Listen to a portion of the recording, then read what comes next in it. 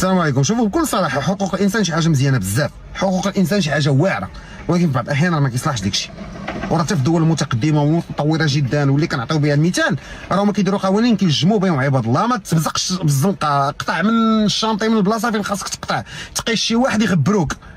راه هادشي اللي خاص قوانين صارمه، وخاص نلجموا عباد الله، وخاص واحد النوع ديال الناس يتخلعوا. وما يمكنش السيده غادا في الزنقه يجيو يعريوها وسط الزنقه ويقول لك في الاخر قصير ديال 14 عام. بعدا كنشكروا جهه الامنيه اللي دارت خدمتها وشدات هذاك الدري وغتشد صحابو حتى هما كاملين، ولكن راه ما يمكنش يبقاو عباد الله غاديين في الزنقه مخلوعين. غدا تكون بنتي ولا مراتي ولا امك ولا اختك ولا خالتك ولا اي واحد تلقى هي بسليب في الزنقه. واش كيجيكم هادشي عادي؟ هذوك البراش اللي كيكونوا دابا داير لي تحسين هكا ونقطع ليا، هذاك من الاول خاصك ديتيكتيه، خاصك دير شي واحد حاضي. راه بزاف هادشي راه لا يعقل. والمشكله هي ان هادشي عندنا منتشر. ولا كاين واحد الفيديو صدماتني انا ديال واحد السيد قتل ولده عنده 9 سنين، وفي اخر المطاف صحابو كيدافعوا عليه، كيقول كان خدام على وليداتو كيعرق عليهم. ربحت المنافقين. السيد فرشخ ولده، فرشخو حتى قتلو الله يرحمه. كيجي كيقول لك لا والله الا كان خدام على وليداتو خاصهم يفهموا. اش غيفهموا؟ كون جات واحد المراه وقالت الحق وقالت لهم هادو كاملين منافقين، وداك السيد يستحق الاعدام. شو العقليه كي دايره؟ يعني انه شحال من واحد كيتفرشخ قدام عباد الله وكيجيهم داكشي عادي، شحال من واحد معدي على ولادو قدام عباد الله وكيجيهم عادي. حنا فرحينها في الكومونتيرات ونشدوا شي واحد نبقاو نسبوا فيه ونقولوا ليه علاش، لانه القيم والانسانيه وما عرفت شنو، وفي الاخر ملي كتجي تشوف الواقع يندلوا الجبين تبكي. وحتى شي واحد ما يبغيك تدوي عليه، حيت كلشي مثالي وكلشي زوين. وملي كيوقعوا بحال هاد الفواجع عاد كيبدا يقول لك لا وخصنا نضربوا الفقاده، لا وخاصنا نفيقوا، لا وهذا الشيء خطير، لا ماشي مزيان.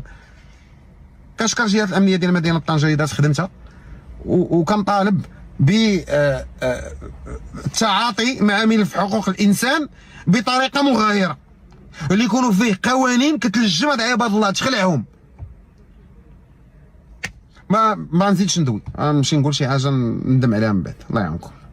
نبدا بما يتجمعوا الناس، وقبل ما نبدا الاجابه على الاسئله بطبيعه الحال ما غاديش ندوز هذا اللايف هذا بلا ما نعلق على الواقعه اللي كنا شفناها ديال الفيديو ديال تحرش بعض المراهقين بواحد الفتاه في الشارع العام. منظر اللي صدمنا كاملين نحن كمغاربه، اللي بطبيعه الحال حنا في واحد البلد الذي يسوده القانون ويسوده الاحترام، واللي بطبيعه الحال كنخافوا على الصوره ديالو امام الاجانب. هذه الواقعه هذه اللي وقعت فكرتني في مصر، وبهذه الوقائع ديال التحرش اللي كاينه في مصر، واللي حنا بطبيعه الحال كدوله منفتحه ودوله تتامن بالحريه الفرديه، فاحنا ما كنقبلوش بحال هذوك التصرفات. اللي بغى يلبس شي حاجه يلبسها، والمراه عندنا في المغرب والفتاه بصفه عامه هي انسان مكرم في البلاد وكنحترموه، رغم اننا نقدروا نختلفوا معاه على طريقه اللبس وطريقه التفكير، فاحنا كنحترموا المراه المغربيه. وبالتالي فهذاك التصرف اللي وقع من عند هذوك المراهقين ما هو الا دلاله اخرى على داك الشيء اللي كنت قلت ديك المره في ذاك اللايف ملي فتحنا موضوع الهجره، وان براج في عمرهم 10 سنين و9 سنين بغاو يهاجروا. دابا هادو اللي تحرشوا بهذه الفتاه واللي قعدوا تيلعب اللي يقيسوا المناطق الحساسه ديالها، هما هاد الناس اللي بغاو يحرقوا، هما هاد البراج اللي بغاو يحرقوا، هما هادو.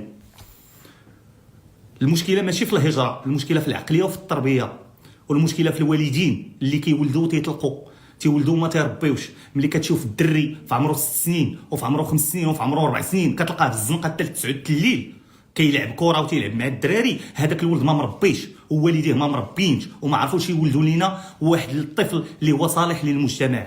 ما رايناه الان هو عار على على على على على على على على, على المجتمع المحافظ اللي كنعيشوا فيه.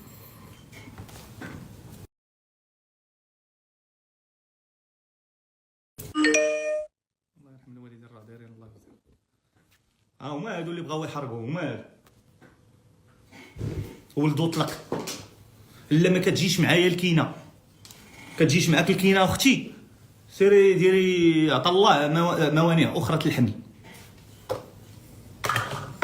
بقات ولدو طلق، ها هي النتيجه ديالو ولدو طلق.